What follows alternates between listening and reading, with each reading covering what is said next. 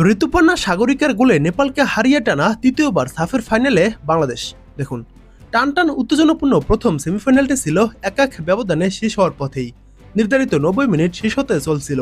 যোগ করা 6 মিনিটের খেলা তখন শুরু হয়। তখনই শামসুন্নাহার জুনিয়রের এক পাসে নেপালের জালে বল পাঠান সাগরিকা।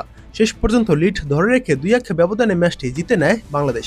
আর তাতেই নারী সাব চ্যাম্পিয়নশিপে টানা তৃতীয়বার ফাইনালে ওঠার কীর্তি করেছে লাল সবুজের মেয়েরা। আগের দুইবার বাংলাদেশ শুধু ফাইনালে ওঠেনি, দুইবারই শিরোপা জিতেছিল। আর মজার ব্যাপার হলো, এই নেপালকে হারিয়ে দুইবার চ্যাম্পিয়ন হয়েছে বাংলাদেশ। এর আগেও একবার ফাইনালে উঠেছিল বাংলাদেশ নারী দল, কিন্তু প্রথমবার ফাইনাল খেলার অভিজ্ঞতা ভালো ছিল না তাদের। হেরেছিল ভারতের বিপক্ষে। ফাইনালে ওঠার লড়াইয়ে নেপালের বিপক্ষে খেলতে নেমে শুরুতেই ছন্নছাড়া ছিল বর্তমান চ্যাম্পিয়নরা। অন্যদিকে বাংলাদেশের রক্ষণভাগে একের পর এক আক্রমণ চালাতে থাকে নেপালের ফুটবলাররা। সেই সুবাদে ম্যাচের 23 মিনিটে আসে সেই মহেন্দ্রক্ষণ। দীপাশায় নেয়া কর্নার কিক থেকে আসা বল গোলে পরিণত করেন গীতা রানী। এর পরের মিনিটেই গোলের সুযোগ পেয়েছিল বাংলাদেশ, কিন্তু যোগ্য ফিনিশিংয়ের অভাবে গোল আদায় করা হয়নি। ম্যাচের 36 মিনিটে আরও একটি গোল হজম করতে যাচ্ছিল লাল সবুজের প্রতিনিধিরা।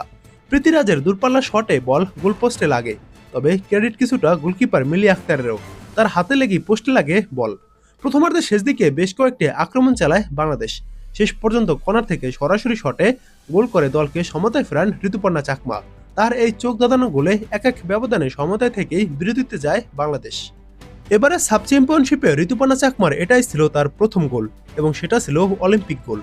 দ্বিতীয়ার্ধের শুরুতে আরও একবার লিড নেওয়ার সুযোগ পেয়েছিল নেপাল। ফরওয়ার্ড রেখা বাংলাদেশের গোলকিপার মিলি আক্তারকে ফাঁকি দিয়ে বল জালের দিকে পাঠিয়েছিলেন।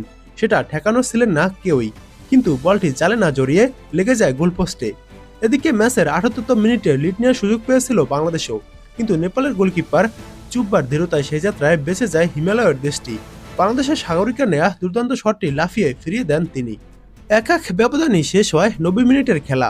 যোগ করা 6 মিনিটের খেলাও প্রায় 3 মিনিট শেষ হওয়ার পথেই ছিল। আর এমন মুহূর্তে বাংলাদেশের সমর্থকদের উল্লাসে মেতে ওঠান শামসুন্নাহার সাগরিকারা। ডান প্রান্ত থেকে আক্রমণে আসা শামসুন্নাহার জুনিয়রের বাড়ানো পাসে নেপালের জালে বল পাঠান সাগরিকা।